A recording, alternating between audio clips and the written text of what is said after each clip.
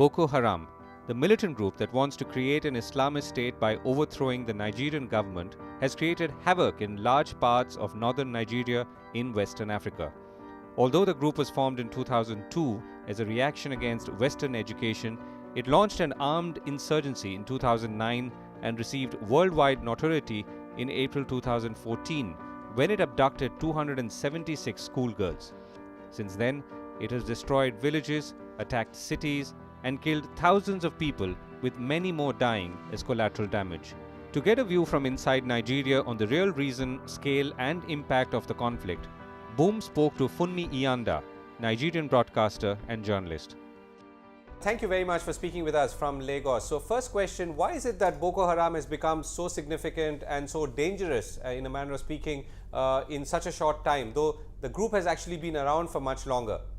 Boko Haram is sort of like what I'd call it started maybe as a revolution of those who were oppressed, those who felt oppressed by the state, for whom the inequalities has been pouring for generations, has given them a life that's hopeless. So they started that way. An alternative narrative was presented to them by certain religious leaders. They should have been stopped earlier on. They were not stopped. They got more and more powerful, taking advantage of the divisions within Nigeria, the deep ethnic divisions within Nigeria, and the weakened states. So I think it's become dangerous because, well, the Nigerian government has been a bit careless in handling it. Right. So I read that, almost 50,000 square kilometers of territory in Nigeria is under Boko Haram control, or almost 130 towns and villages. Now, what does this figure mean? Walk us through what it is like on ground, and how should someone from outside be viewing this and the scale of this problem?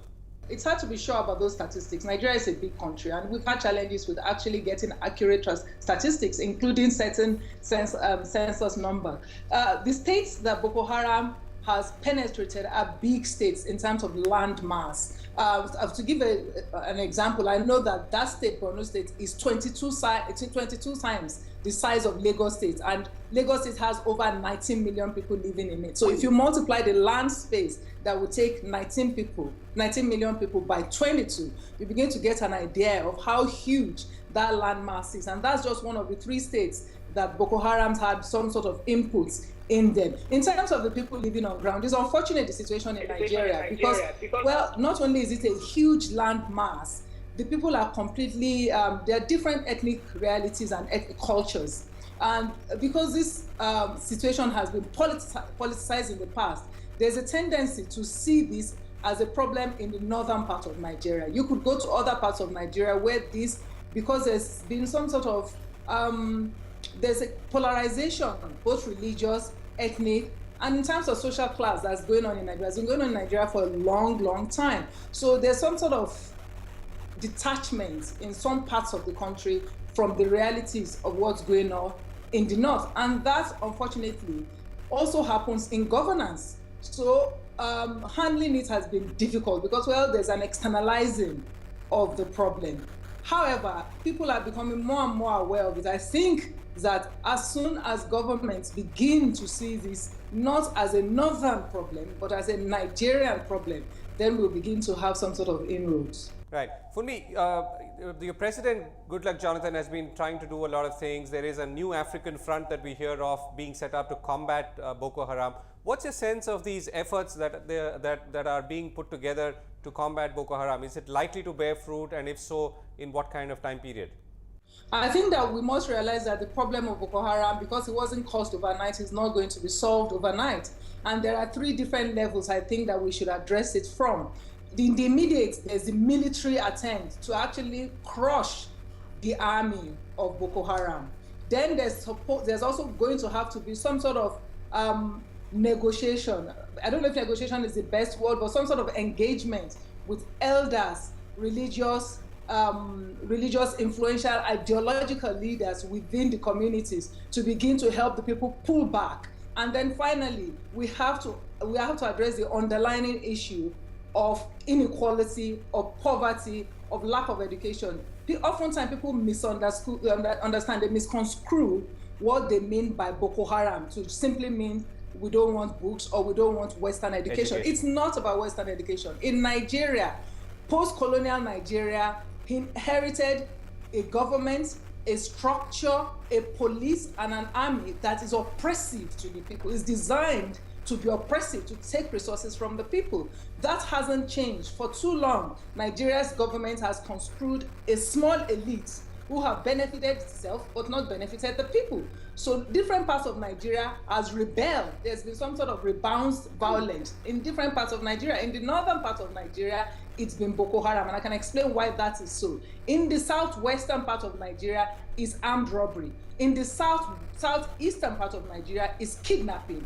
In the southern part of Nigeria is militancy. So there are different pockets of violence in the country. Boko Haram became important because, well, there's a religious element to it, because some people provided an alternative false narrative to young men and women who have lost hope in a system that's oppressive to them, and presented them with something that they can connect with, because it has been presented that this is Western. This is an idea that has oppressed you for so long. This is a way of life that has oppressed you. It's a flawed narrative. It's a narrative that has to be rewritten, has to be rethought to a whole new generation of people in northern Nigeria, and in fact, in the whole of Nigeria. So there are three levels of looking at it. It cannot be done just by militarization. You cannot crush people who don't have hope, who don't care anyway if they die. And there's a whole army of them, and they are recruiting more and more people, not just in Nigeria, but across that region, from Nigeria to Mali to Cameroon to Niger. Is something that Nigeria has to take seriously. In fact, the whole of Africa has to take seriously. And are you also saying, Funmi, that it may not be the right thing to categorize the Boko Haram as terrorists? I don't think we can treat them as terrorists in the Western sense, because if a person is, terrorists are enemies of the state, and they are usually external to the state. You are talking about citizens of Nigeria here, citizens of Nigeria who have in a way, they've emotionally seceded from the entity called Nigeria. Right. So let's ask the basic question. How do you think this problem can be resolved, and where should the government in Nigeria begin if it has to address this in a more serious and war-footing manner? First is to regain the trust of the communities, because in dealing with these problems, both the army and Boko Haram have become to the people agents of oppression and sometimes extrajudicial killing. People do not trust the army either. So first is to rebuild trust within those communities so that they can also help in rooting out elements and leadership of Boko Haram within their community. The Nigerian army is powerful. The Nigerian army fought many wars before in the past and helped to restore peace in several parts of Africa. That army needs to be rearmed, reworked, reprofessionalized so that they can do their work the way they used to do it, and they can penetrate those territories and regain Nigeria's territories. The reason why they haven't done that so far has been explained severally on several media, that, well, the Nigerian government has had a challenge, for want of a better word, in equipping the military properly, in supporting the military properly in the ways it needs to help it do the work that it needs to do. We also need to have a president who takes personal charge and personal responsibility, and who has a sense of outrage as a Nigerian for what is happening in northern parts of Nigeria where Boko Haram is operating right now. There's nothing to stop them from moving into other parts of Nigeria. So Funmi, where are things today? Are you feeling that it could be getting better, things are on a mend, or is it still very delicately poised, particularly from a citizen's perspective, a citizen of Nigeria today?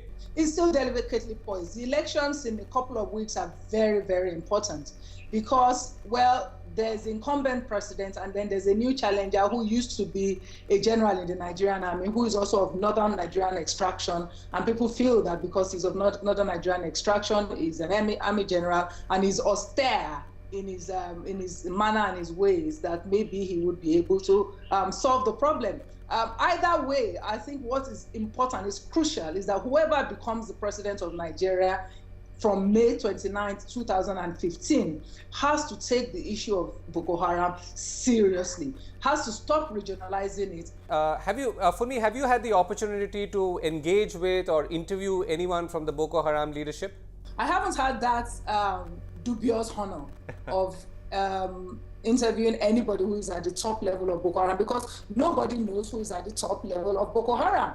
What I have done is actually interviewed the Nigerian General Olukolade, who is the spokesperson of the Nigerian Armed Forces, who is a really impressive gentleman, is an honorable soldier. When you speak to him, you begin to understand what the challenges are, and you begin to get the sense that even the army, as it's construed, its methods, its ways are repressive and oppressive. The Nigerian soldiers must be commended. They are going out into the forest, into these regions, and they are fighting, even with very limited resources. To call them cowards or to dishonor what they are doing would not be fair. I think that they should be empowered to do what they can do, and then they will do something that will bring relief to the Nigerian people. Right, Funmi, thank you very much. Our thoughts are with you and your countrymen in these difficult times. Thank you very much for speaking with us.